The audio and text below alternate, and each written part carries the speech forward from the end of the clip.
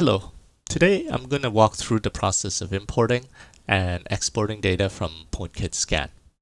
There's a lot of different ways to do it. You can simply use this load file button or drag and drop your files from your desktop directly onto the application. PointKit Scan supports a variety of different kinds of 3D scan data file formats, from meshes to large point clouds. In this case, we will load up a fairly standard STL file. Once you load up your file, you have several different options in front of you, from recentering your mesh, regenerating normals, as well as flipping various axes. If you decide not to do these things here, you can always do that in a later step also. In our example here, we'll load up two different files and have them both exist in our project. Normally, after you load up these files, you would probably go through some sort of post-processing or cleanup process. In this video, we'll just show you how to import and export data fairly simply.